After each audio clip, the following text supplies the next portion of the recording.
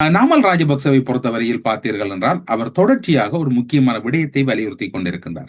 என்னை விசாரணைக்கு அழைக்கப் போகின்றார்கள், என்னையும் என்னுடைய தாயாரையும் கைது செய்தால் கூட இந்த அரசாங்கம் செய்த ஊழலை மறைத்து விட முடியாது, இந்த அரசாங்கம் ஒரு பெரும் ஊழலில் ஈடுபட்டிருக்கிறது என்கின்ற கருத்துக்களை நாமல் ராஜபக்ச கூறிக்கொண்டிருக்கின்றார். ඒ වගේම දැන් ගල්ලංගුරු සම්බන්ධයෙන් දැන් තමන්ගේ මහා වංචාවක් එලි වෙගෙන යනවා. ඉතින් ආණ්ඩුවම කියන ඔව් මේක බාලයි තමයි හින්දා පොඩි දඩයක් ගහලා අපි ගත්තා කියලා. දැන් බාල ගල්ලංගුරු ගෙනහපු ආණ්ඩුව තමන්ම කියනවා ගල්ලංගුරු නම් බාලයි ඉතින් පොඩි දඩයක් ගැහුවා කියලා. හැබැයි ඉතින් දඩේ ගැහුවත් නැතත් ඕඩර් කරපු එක නෙමෙයි ඩිලිවර් වෙලා තියෙන්නේ. ඉල්ලම් කරපු එක නෙමෙයි ඇවිල්ලා තියෙන්නේ. ඒ කියන්නේ ඉතින් බාල බඩු රටට ගත්තා. හැබැයි ඒවා වහගන්න ඕනේ වෙනකොට ඉතින් අපිට CID එකට එන්න කියනවා. ඒ වගේම පහුගිය කාලේ අපි දැක්කනේ අධිකරණ ඇමතිවරයා පාර්ලිමේන්තුවේ කිව්වනේ ජනවාරි මාසය ඇතුළත දානවා කියලා.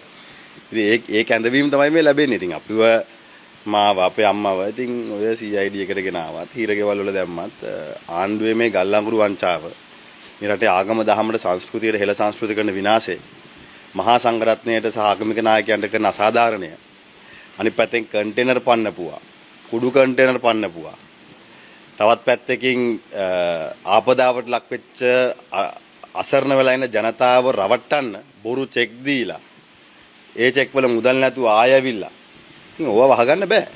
ඒ වහගන්න පුළුවන් කියලා හිතනවා නම් ඉතින් ගල්ලා බලමු. அவர் நாமல் ராஜபக்ச என்ன குறிப்பிடுகிறார் என்றால், என்னையும் என்னுடைய தாயாரையும் சிறையில் போடுவதால் நீங்கள் செய்த ஊழலை மறைத்து விட முடியாது. நாளைய தினம் நாமல் ராஜபக்ச தொடர்பான வழக்கு எடுத்து வரப்பட இருக்கின்றது.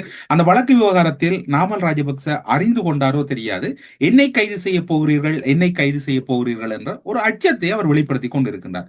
ஒருவேளை நாளை அந்த கைது நிகழலாமா என்கின்ற சந்தேகமும் இருக்கின்றது. காரணம், அந்த கைதினுடைய தாற்பயம் நாமல் ராஜபக்சவால் உணரப்பட்டிருக்கிறதா அல்லது நாமல் ராஜபக்ச அந்த கைதினுடைய தன்மையை உணர்ந்திருக்கிறாரா என்பது மட்டும்தான் இங்கு இருக்கக்கூடிய வினாவாக இருக்கின்றது. அது நாளைய தினம் அந்த வழக்கு விசாரணை தொடர்பில் அது முடிந்த பின்னர் அவரை தடுப்பு காவலுக்கு எடுத்துச் செல்லுகிறார்களா அல்லது விசாரணை பின்னர் அவர் வெளியே வருகிறாரா என்பதை நாம் பொறுத்திருந்து பார்க்கலாம்.